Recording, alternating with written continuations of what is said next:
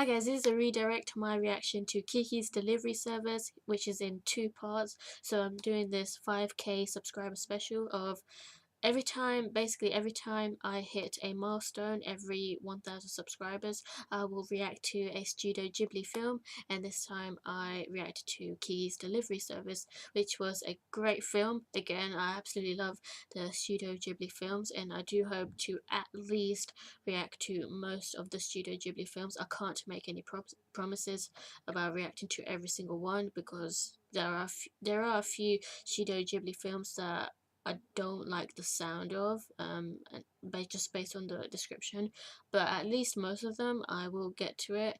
And Kiki's delivery service, I really liked it. I will have to be honest. At the very beginning, I wasn't sure where, like, is it just a story based on her delivery service? I mean, it's a great storyline, but just like, like you want something like really bad or like really serious to happen, and she has to do something about it. That didn't come until the last 30 minutes of it, when Tombo, um his life was at risk basically, so she saved his life from falling, like from like 100 feet. So like, well, firstly, this story is about a girl called Kiki, and she has a black cat called Jiji. That rhymes. And she has to leave her family because she has reached the age of 13, so she needs to leave and train as a witch, because she is a witch. And she needs to train her skills, and like basically be independent and work for herself, look after for herself, which was very unusual because she's only 13. So she's still pretty much a kid, but she is doing all these adult things in the film, and it blew my mind how mature she was for her age. So I really like the fact that she made her own business as a delivery service girl, and she's very nice to her customers. Like, for example, uh, heating up the grandma's pie and fixing up her light bulbs and stuff. And oh my god, I really liked Osono. Osono is a very kind, like, god man, I haven't seen that many kind characters in a long time, but she was like a mother figure almost to Kiki. Like, she took Kiki in to stay at her house, and she was just such a nice lady.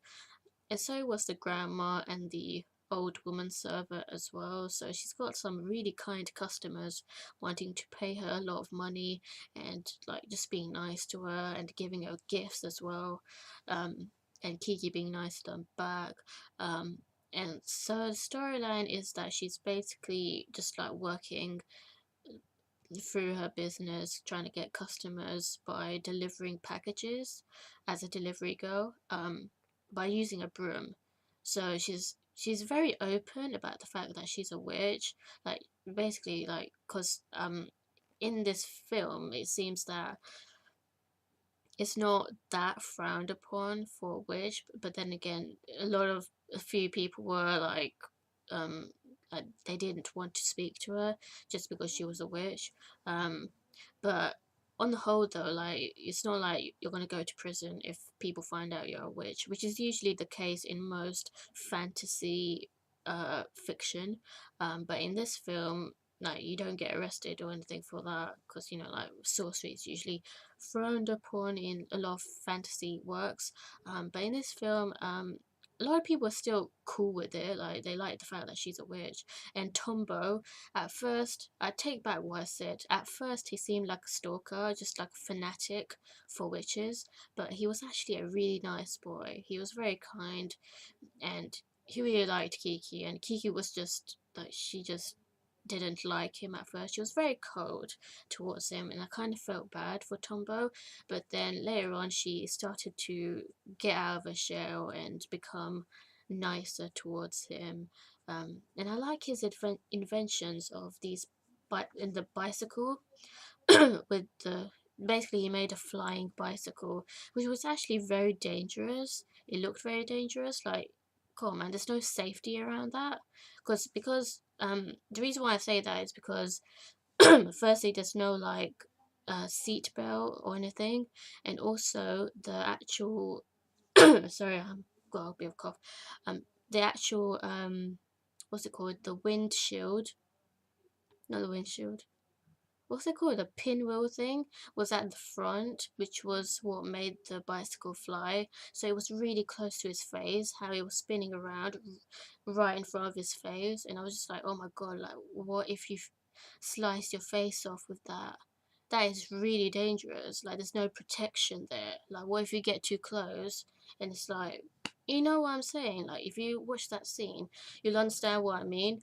And then like they could have like fell and stuff. Like I'm just like, god man, like these huge winds.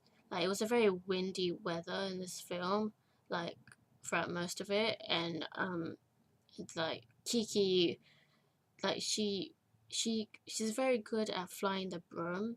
She needs a firebolt though, because that broom was just it broke like halfway through. Then she lost her ability to fly because her spirit was down. She was feeling sad, and that was actually that lost her ability to fly temporarily, as well as the cat not being able to fly. As not, I mean, not being able to talk either. So she had to like raise the spirit up and believe in herself, I guess. Um, and then the tragedy was that the blip, they called it digible or something like dirigible. It's basically this massive airship that Tombo really wanted to be in, but that ship got out of control. So it flew up, and the people were trying to like get it down, but Tombo, like, he still held on to the rope that was leading to the airship. So he basically flew up like from like 100 200 feet. So Kiki had to save him, and she did, even though it was so hard because she had to learn to fly again. So it was like a miracle. Like all of a sudden she was able to fly again, but that's for plot purposes. She needs to save the guy, and she did. So yeah, it was a great film. What do you think of of this? I was about to say episodes. I mean, what do you think of this film? Let me know, and stay tuned for more.